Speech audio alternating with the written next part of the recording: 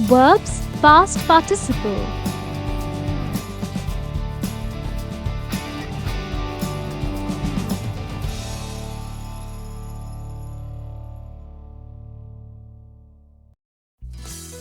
At the end of this lesson, you will be able to revise the forms of a verb, define and identify the past participle form of the verb, form the past participle, identify the use of the past participle as an adjective, identify the use of the past participle in forming perfect tenses.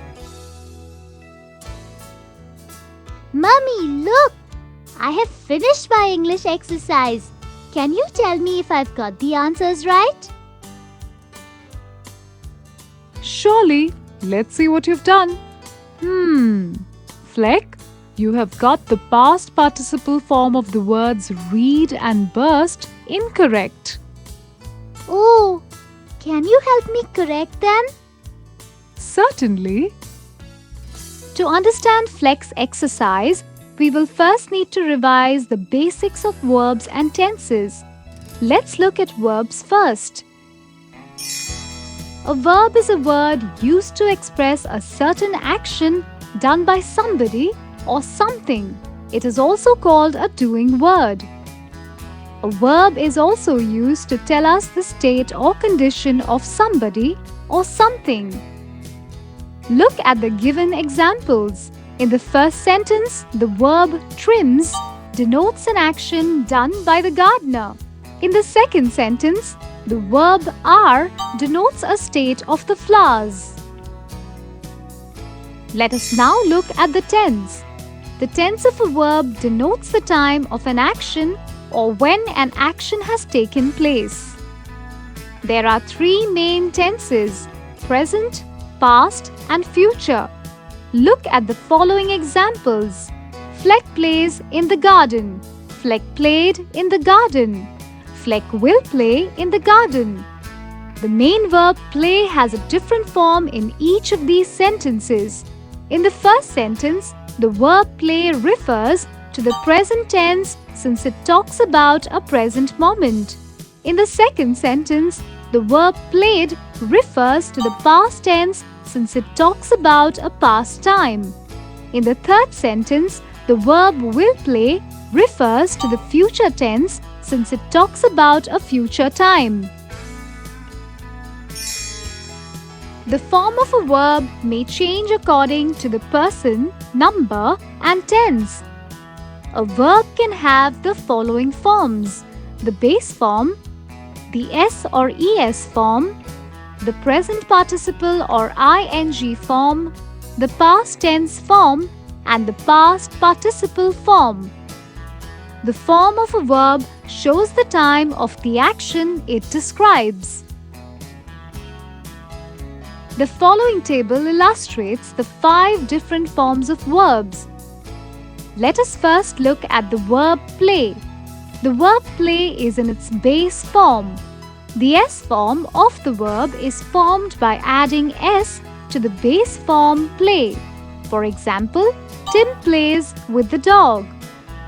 The present participle form of the verb is formed by adding ing to the base form play. For example, Tim is playing with the dog.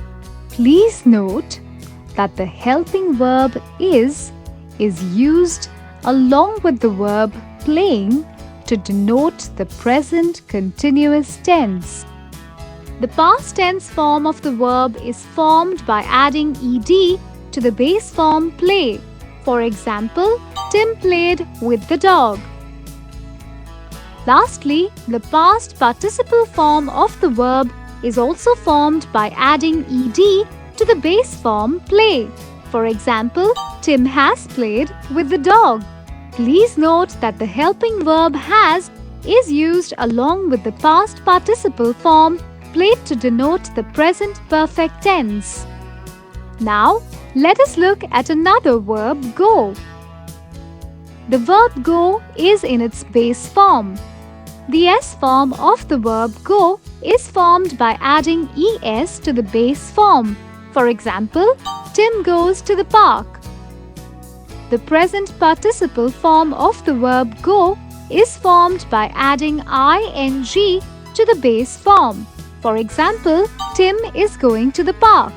Please note that the helping verb is used along with the verb going to denote the present continuous tense.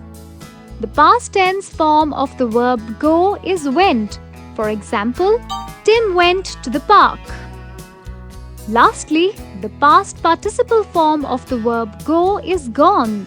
For example, Tim has gone to the park. Please note that the helping verb has is used along with the gone to denote the present perfect tense. In this lesson, we will learn about the past participle form of a verb in detail. The past participle of some verbs are formed by adding d, ed, n, en or t to the base form of the verb. Let's look at examples of some verbs ending in d, ed, n, en or t. The past participle of these verbs is the same as their past tense form. The past tense and past participle of laugh is laughed. The past tense and the past participle of drop is dropped. The past tense and past participle of fry is fried. The past tense and past participle of fix is fixed. The past tense and past participle of close is closed. The past tense and the past participle of show is showed or shown. The past participle of burn is burned or burnt. The past participle of some verbs are formed differently. Let's look at examples of such verbs. The past participle of make is made. The past participle of bear is born. The past participle of begin is begun. The past participle of break is broken. The past participle of catch is caught. The past participle of choose is chosen. The past participle of tell is told. The past participle of some verbs remains the same form as the base form. Let's look at examples of such verbs. The past participle of cast, cut, fit, let, put, read, set and spread is the same word as the base form. However, note that the word read is pronounced as read in the past participle. Now that we know how past participles are formed, let us learn about some of the uses in sentences. The past participle form of the verb can be used as an adjective that qualifies a noun. It can also be used in perfect tenses after the helping verb have. The past participle form of a verb can be used as an adjective that qualifies or describes a noun in the given sentence. Let us look at some examples. The girl threw the broken plate. The king found the burnt statue. In the given examples, the word broken is the past participle form of the verb break and qualifies the noun plate.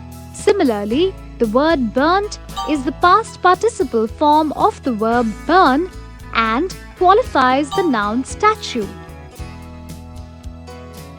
The past participle form of a verb can also be used to form the perfect tenses with the aid of a helping verb. The present perfect tense of a verb is formed by using the past participle of the main verb after the helping verb has or have. Look at the following examples. I have closed the door. They have reached home. The past participle of the main verb closed is used after the helping verb have to form the present perfect tense. Similarly, the past participle of the main verb reached is used after the helping verb have to form the present perfect tense. The past perfect tense of a verb is formed by using the past participle of the main verb after the helping verb had. Look at the following examples. I had closed the door. They had reached home before it started raining. The past participle of the main verb closed is used after the helping verb had to form the past perfect tense. Similarly, the past participle of the main verb reached is used after the helping verb had to form the past perfect tense. The future perfect tense of a verb is formed by using the past participle of the main verb after the helping verbs will or shall have. Look at the following examples. I will have closed the door by the time you reach my room. They will have reached home by 4 o'clock. The past participle of the main verb closed is used after the helping verbs will have to form the future perfect tense. Similarly, the past participle of the main verb reached is used after the helping verb will have to form the future perfect tense. Therefore, the past participle form of the verb read is read and the past participle form of the verb burst is burst. Aha! You've got it correct. You can also memorize the rest of the past participle forms of the verbs since they are many. Thank you so much, Mummy. Alright then, it's time we had something to eat. How about some yummy sandwiches? Yippee! Learning about the past participle form of verb was easy, wasn't it? Let's revise all the points that we have learned in the lesson Verbs Past Participle Form.